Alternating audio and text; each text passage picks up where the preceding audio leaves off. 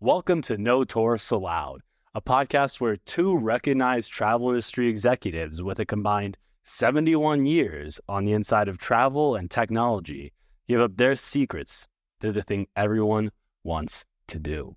Travel better, spend less, and see more of the world. Here are your hosts, Mike Putman and James Ferrara. Good day, everyone. I'm Mike Putman. And I'm James Ferrara. Welcome to No Tourists Allowed.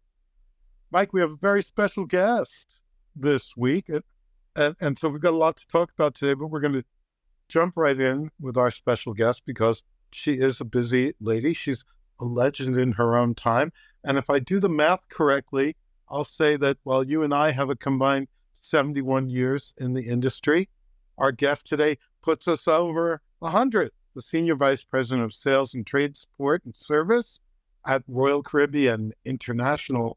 I know our audience knows that brand very well. And that person is not only an industry legend, but a longtime friend and colleague of ours, Vicki Freed. Welcome, Vicki Freed, to our podcast. Well, thank you, James. Thank you, Mike. Thank you. Thank you for taking the time with us, Vicki. We know how busy you are. You are really the face of this world-famous brand to the travel agency community and also just to the industry in general. So there's so much we want to talk to you about, but you are also personally quite a frequent traveler, one imagines. So I know Mike would love to jump in with his usual little rapid-fire questions for our frequent traveler guests. Yeah, so it really is, listeners, it is an honor to have Vicki. She has been a leader in the cruise space specifically for quite some time and has been a real true friend of the travel agency distribution arm. And we're really appreciative to have Vicki on today. Now that I've got you buttered up, Vicki, I've got to ask you some tough questions. No, these are not tough. These are just standard questions. I'm going to ask you real quickly. We call them rapid fire questions. If you can just give us a one-word answer or a short answer, we've got about 5 or 6 of these. And this is just so that our listeners can learn a little bit more about how you travel and what your likes and dislikes are. So I'll start off with, what is your favorite hotel brand or an individual property? And why do you attract to that brand or property?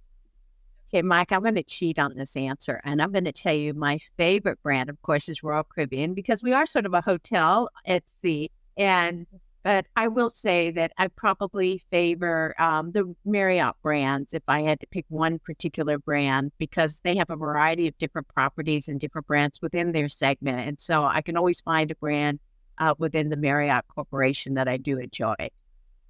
And they do have a great loyalty program across all of those brands, right? So it makes it a great choice. And they have really hooked me in. I've actually procured 2 credit cards for the sole purpose of getting this top elevated experience with Marriott. So yes, their loyalty program is truly, truly great. All right. So next question is, what is your favorite destination? And do you have a recommendation in that destination, like a activity or maybe a favorite restaurant that you've had there, that you've been to there? Okay, so it's interesting that you're asking me this question, because I was just in the hallway talking to a colleague, and he said, next week I'm going to Turkey. I said, oh, Turkey is my absolute favorite destination. I love Istanbul, and I love to shop, and I like to sightsee, and I like to have great food. And so I would tell you all of the above really fits Istanbul. A lot of history there, and I do enjoy it as a destination. As far as properties go, there's so many beautiful properties there. There's a lot of 5-star properties, and I've seen a variety of them. So it's all good when you go to Istanbul. And now you're making me want to go to Turkish food tonight. I love Turkish food. So, Vicki, this one may hit close to home. What is your favorite shore experience you've ever been on? Well, I'd have to say it's Perfect Day at CocoCay, because there's so much to do. You can go to the chill side, you can go to the thrill side, you can go up on the slides, you can do the zip line, and now, of course, with Hideaway Beach, and that is truly my favorite spot now, It's an adults only area. It's beautiful. The over the water cabanas are stunning. So it's really my favorite destination. Yes, it is. It is a special place for sure. And when you fly, are you an aisle person or a window person? An aisle. Me as well. I think that makes a lot of sense. And do you carry on or do you check your luggage? That's interesting you're asking that question because I'm going to Manila next week and it's for 6 days. And I definitely going to carry on and I'm going to go visit our call centers there. And I was like talking to my colleague who's a guy, and usually men can do carry on because, it's so easy. You wear sport coat, slacks, and change your shirt every day. And I said to him, John, I hope that you're bringing carry on because I'm not waiting for you in baggage claim. And he's doing carry on. I can't believe that you can do carry-on for a 6-day trip. Yeah, you have to be careful on the shoes and the makeup. So makeup has to be very condensed and the shoes have to be very simple and they really have to match every outfit. Well, you have to be fair to us. I mean, for men, I wear a size 12 shoe. So if I bring 3 or 4 pairs of shoes, I need a bag just for my shoes. I can't carry on. It's just not in my DNA. I can't do it. Absolutely. I'm in the same boat with you, pardon the pun, Vicki. And we don't call them boats, we call them ships. Let's talk about that, actually, Mike. So thank you for the little peek into who Vicki is. But an important part of who Vicki is, of course, is this brand that she leads. And I think just for our listeners, I'm sure everyone is familiar with the brand, but help us position it. What should we think of when we think of Royal Caribbean? Well, Royal Caribbean is the largest cruise brand in the world. And so it's an exciting brand. It's an innovative brand. So we do build magnificent ships that really are not Me Too products. Look at the ships that we built, and it really started with the Voyager class, and then it, upgraded to the Freedom class. And then from there, we went to the Oasis class. And now we have the Icon of the Seas, which is a new class of ship.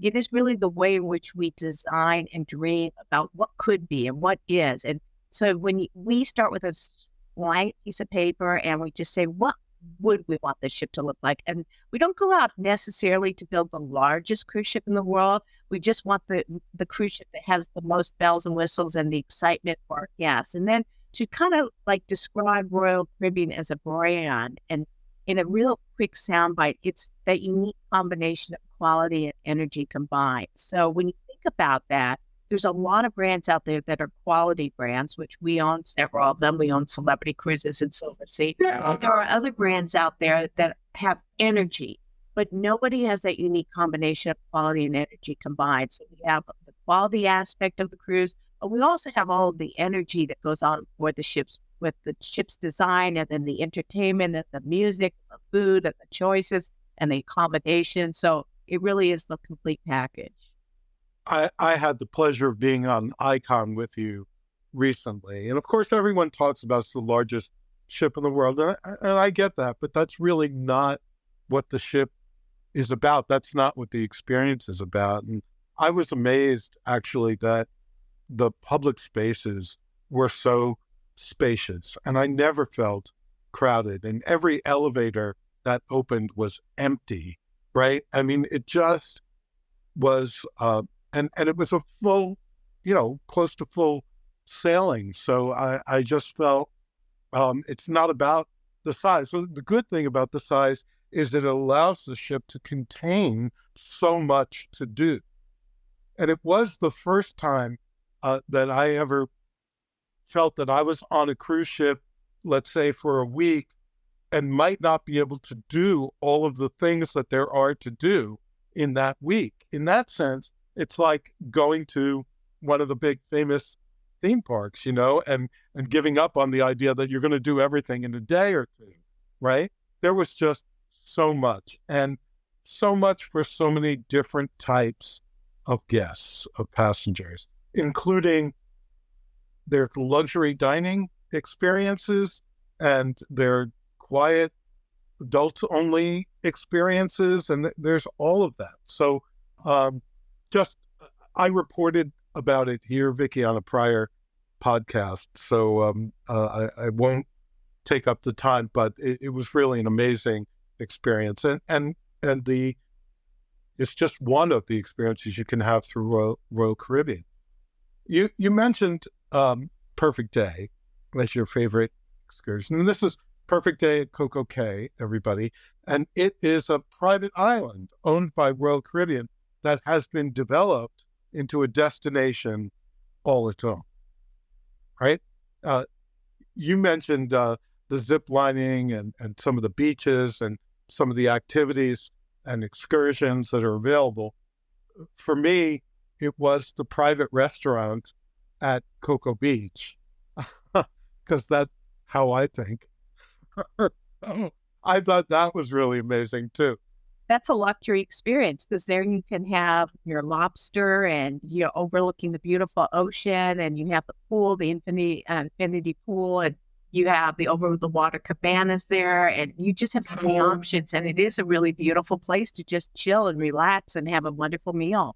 It is, and it's become important, right, in the experience that Royal Caribbean offers. This idea of a private island, I guess, where the company controls the quality of the experience, which is different than taking people to a port somewhere, and then they can have a wonderful experience, but they're off on their own in a sense, or it's not something that the brand has control over. Is that why private islands are important? I mean, private islands for us are very important. And if you look at Perfect Day at CocoCay, with the hundreds and hundreds of ports that we call on throughout the year, because we are a global company, it is our number one rated port of call, and people love it. They do like the experience. We do make sure that it is a beautiful experience, whether you want lots to do or just sitting on the beach. We have lifeguards. We have over 100 lifeguards that just do nothing but watch for the safety of all of our guests, not just the children, but all of our guests, because we have the wave pool, we have the water slides. We have so many water attractions that we want to make sure it's a really safe environment for everybody. And, we really pride ourselves on what we offer with Perfect Day at CocoCay. And we're going to be we're in the process of developing the Royal Beach Club, which is going to be in the Bahamas in 2025. That will start service. And then we're talking about other Perfect Days, so more to come. So that's CocoCay is a really interesting place, but how do you find a real place, a real purpose when you're on a cruise? Well, I mean, what do you mean by that question, Mike? So how do you find the authentic part of travel, right? How do you find the real things, not the T-shirt shops and the pina coladas and things like that, but like what how do you find real things when you're traveling on a cruise? Well, I think when you're on board the ship, the ships are really designed to fit your needs and to fit what you're looking for in experience. So if you love entertainment, you are going to have so many options. You're going to have the Broadway productions, whether it's on Icon of the Seas, we have The Wizard of Oz, which is spectacular. Or if you like dual pianos and you just like to listen to music, or a music hall, or maybe you like jazz, a band, and there's so many options for entertainment, a comedy show. So that becomes whatever your authentic experience, what you want, becomes what we can offer you. And if you're a foodie, we have food venues. You were talking about like luxury dining before, James. And we have the Empire's Supper Club, which is really a throwback to the 20s. And the Royal. That was so cool. Yeah, it is a beautiful dinner experience that's really just curated for 38 people an evening. So it is very special. There's a 3-piece band where you have a singer and 2 people on instruments, and it's just a lovely, lovely dinner experience. But then you might want to be dining with your family at Giovanni's, which is an Italian restaurant, or at our steakhouse, which is on Chops, which is at our neighborhood, our Central Park neighborhood. So we have a park. So we have so many different activities, and then we have 7 pools aboard the Icon of the Seas, for example, 1 pool for every day of the cruise. Really what you want in a vacation. If you are a sweet kind of guest, you want that sweet experience, and decks 17 and 18 are dedicated to you. We have our own private suite restaurant just for the sweet guests, beautiful 2-story suites with the loft, upstairs for the bedroom, and downstairs is the living room area. So 2 stories, and you have beautiful views of the ocean. So there's so much to offer that can make your experience very authentic to you. I think that's a really great answer, Vicki, and true in so many ways, because when we ask about sense of place, we're thinking of, okay, you arrive in Jamaica, and so what's your sense of place of Jamaica? But the place in a cruise like this, of this quality, the place is really the ship, and then you also have the ports as places. But to your answer, just to give a little color, you and I had dinner sitting on the outdoor area of Chops, the steakhouse. And I want you guys to imagine this. We're surrounded by trees and walkways and twinkling lights. There's a beautiful, balmy breeze coming through this open area of the ship, right? Open to the sky.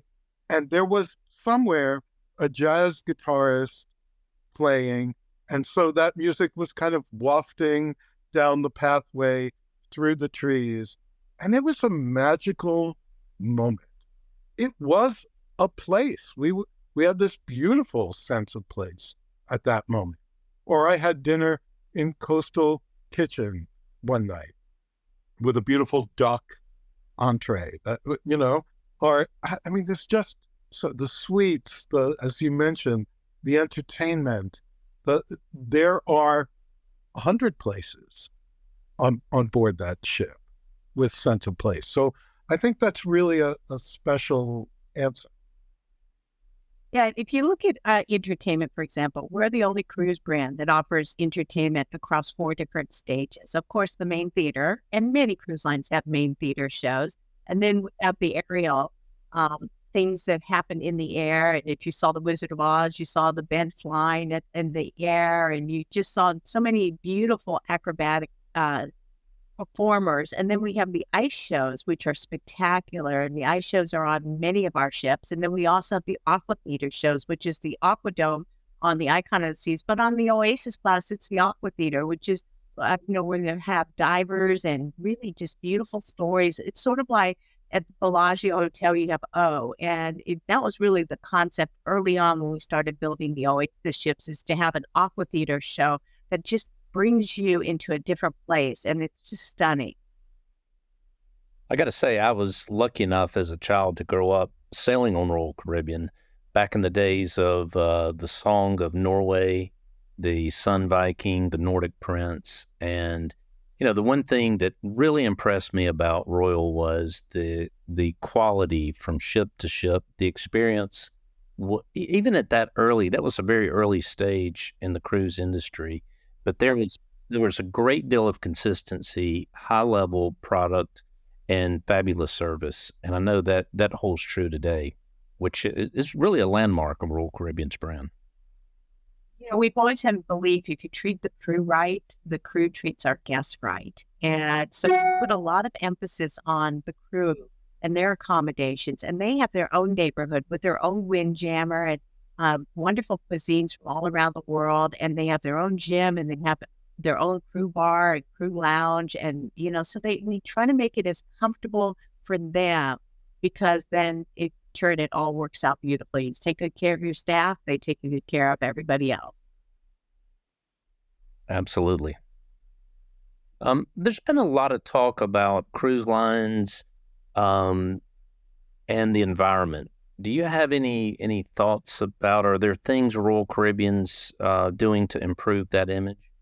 Oh, 100%. I mean, this is, the ocean is our life. And so we have to take good care of the ocean. And every day we're talking about what are we going to do to make sure that we are a good citizen of the ocean. And, our new ships have LNG, which is a different fuel technology that is better than the old ways of doing things. And so even as we build bigger ships, they're actually more efficient. And we have ways that we're reducing our carbon footprint. And so we're paying a lot of attention to this, because we want to be the leaders in this area. I think that our listeners and travelers in general need to know more about that, need to understand it. And I know that if you go to the Royal Caribbean website, there's actually an area on the site that talks a bit about what Royal does.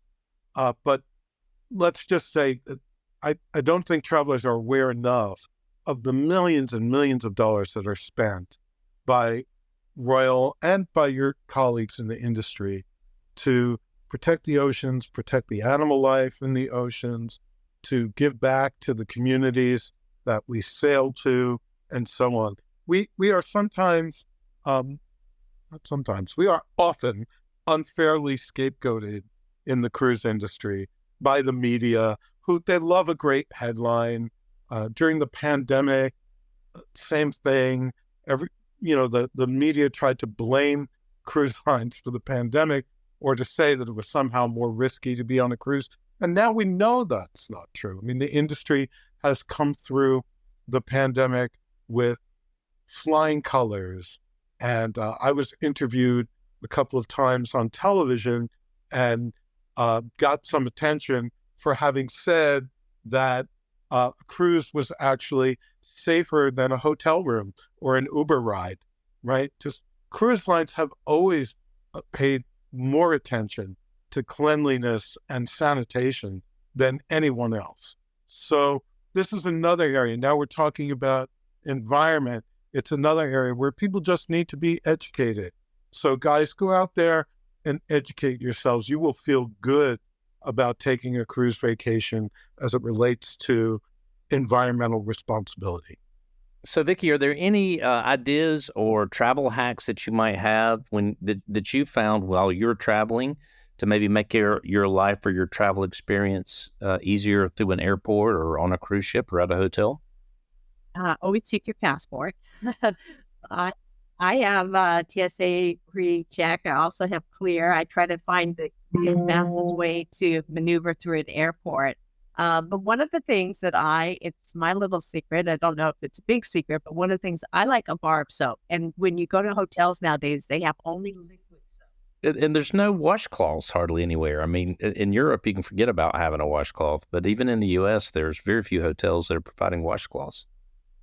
Well, I checked into a hotel that shall remain nameless, very nice hotel recently, and I opened up the hand towel, and there was a big hole in the middle. I mean, a hole the size of a baseball in the middle of my hand towel.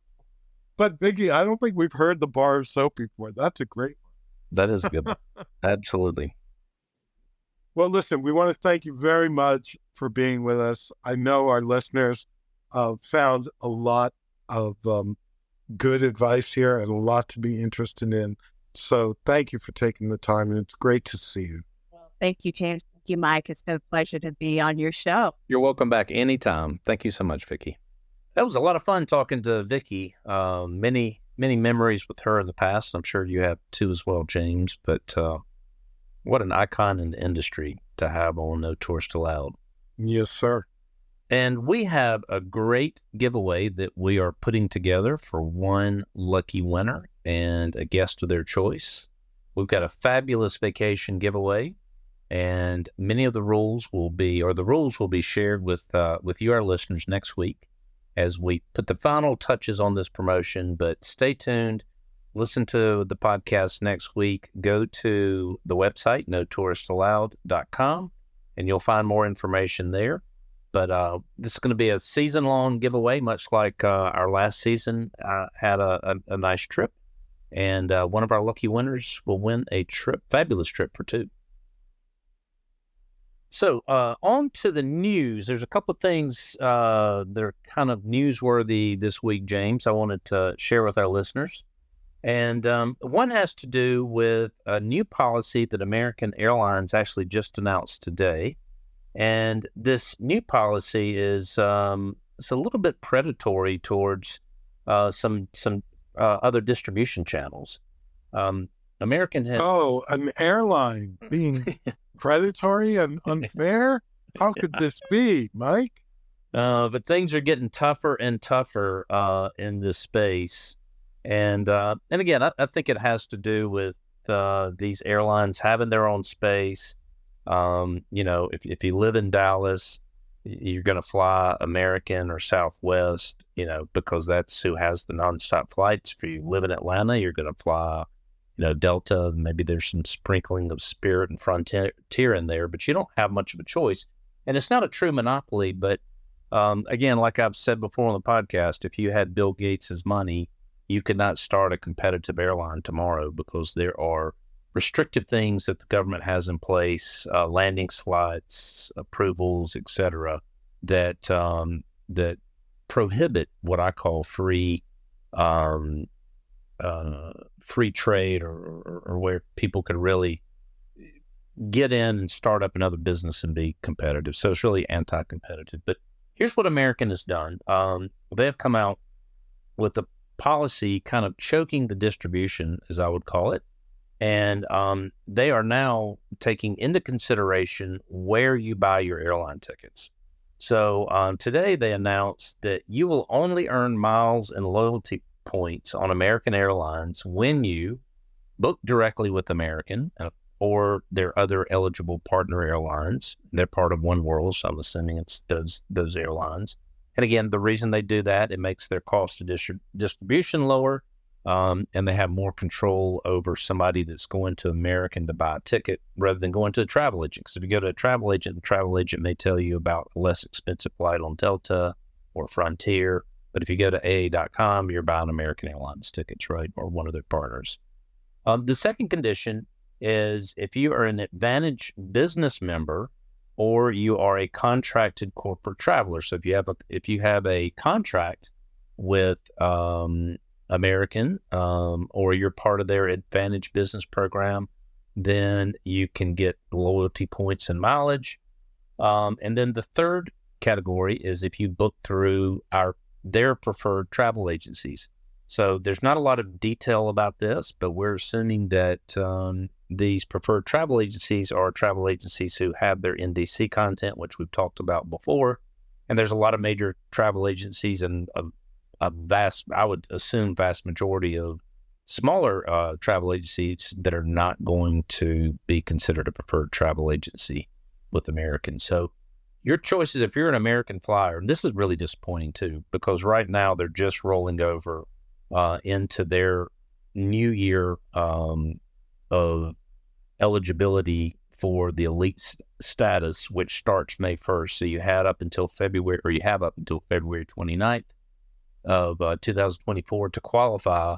And people like myself have been working really hard trying to give American market share where it made sense. And then to find out, right after you achieve this status, that now they're going to tell you where you have to buy your tickets if you want points and if you want to qualify. Very disappointing. And I think a really bad business decision. Yeah, and I think we should talk about what it means for our listeners, what it means for customers, travelers. And I'm going to say what I think it is, guys, is it's anti-competitive, right? So it means that if American can force you to buy only through American, then American does not have to necessarily compete with pricing and availability in the same way they do now in an open marketplace.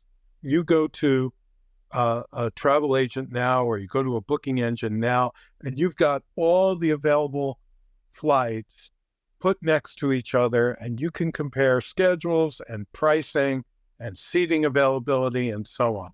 The more information you have as a consumer, as a traveler, the more powerful you are, right? And this is a move by airlines to make you less powerful. That's my belief. And more dependent on them too, right? And it was, I will tell you a use case for me personally.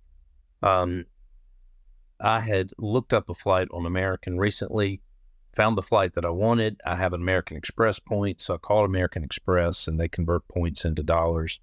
And I said, I would like these flights and it should be $400 or whatever the price was, because I saw it on the American Airlines site and they said, no, we don't have that price. And it made me wonder because we've always had like a level playing ground when it came to flight distribution or flight prices. And so I asked for a supervisor, and someone at American Express said, we don't have NDC content, so we're not going to get the better pricing that you find on American. You're going to have to go to American or some other booking engine, which this has not happened before in the history of air travel. So more news on that as it comes about, but very disappointing news from American Airlines. And you frequent flyers may, if you agree with me, you may want to share your opinion as well with American and let them know how you feel about it. On the good news side, and there is some good news in the travel business, which there always is, a lot of the airlines have reduced business class trips to Europe and points beyond. In a recent move, many of the carriers have released very, very low-cost prices in business class to Europe from several points of interest. So if you live in Phoenix, Orlando, Chicago, LA, New York, Dallas, Vegas, Seattle, if you're in those markets, there's some exceptional deals. Now, there are round-trip deals as low as $600 round-trip from Phoenix to Madrid in business class. This requires a 14-day advance purchase. It requires a 150-day advance purchase. So you got to be willing to plan well in advance. And this is negating most business travelers out of this offer. And you have to stay at least 14 days. But if you can do those things and kind of work your schedule around these prices, these are some tremendous prices. Now, these prices are prices before taxes and fuel surcharges and things like that are added. And these prices can change at any time, as always with airline tickets. But to give you an idea, that ticket fully loaded with taxes and fees would be around $2,300. Compared to about $9,000, which is the normal price for a business class ticket. So there's lots of great deals to be had in business class if you can plan in advance and stay at least 2 weeks and go to certain markets. So one thing I do if I was going to take advantage of a deal like this is I would look and find the fares and then try to move my travel schedule around so that I could fly and meet the requirements, plan in advance, stay at least 14 days and meet those requirements to take advantage of the deal. Yeah. So I just got one of these fares myself, Mike, on United to London. And I thought what was really interesting about it was only a couple of $100 more. Business class was only a couple of $100 more than economy. So keep your eyes open, guys. It really pays to work with the travel agent. Of course, that's my best advice, a professional travel advisor. And if not, then you've got to do the work yourself, but you've got to search, you've got to look carefully, you've got to understand what you're looking at, and you can really find some deals. There's also deals to India, Bangkok, and Singapore as well, and then also to South America. Not quite as good, but more than 50% off the fare. So some great opportunities for those of you who like to get in a lie flat seat and relax on the way on your long haul trip. Listen, it isn't all it's cracked up to be. It's a little bit like a coffin for me. Now the way they've designed these new seating configurations, like half your body is in this hole, and I get a little claustrophobic. It's also because I'm bigger than the normal person, so to me, it feels a little constricting. So it beats the old-fashioned kind of seating, but I still have a hard time sleeping on a plane. Do you sleep on a plane, Mike? Absolutely. Even if I'm in economy, I'll sleep. But it's certainly much more comfortable sleeping in business class in a lie flat seat. And I'll tell you, it is more expensive. And it seems hard to justify if you don't get one of these deals, but you're basically picking up a day of your life, because if you fly in coach, even if you sleep 3 or 4 hours, you just feel like you've been run over by a train the next day. I mean, even if you don't drink or do anything else, I mean, if you're even living healthy, you just feel like you've been run over by a train. And then when you come back, it's not as bad when you're coming back westbound from Europe, but it still takes some time. And listen, business class doesn't solve that, but it makes it a heck of a lot easier if you can get on a plane, have a quick meal, get 5 or 6 hours of sleep, and it makes for a different experience. I agree, but they wake you up for meals the whole time, and I never put the do not disturb thing because I don't want to miss a meal. But the I don't think they have the meal times right. Like if I'm flying over to Europe, you should serve me breakfast when it's breakfast time where I'm going, right? And they don't always get that right. Sometimes I find the meal times are very confused. But they seem to, I don't know, I haven't had that experience. But one of the tips you can do is you can ask for an express meal. So when you board the plane and, they pass out champagne or sparkling wine or whatever, you can just say, listen, I like the express meal. And you don't get them walking by you 3 times, giving you an appetizer or giving you a salad, and all that. They just bring it all at once and you eat, you're done, and then you can go to sleep. That's what I do.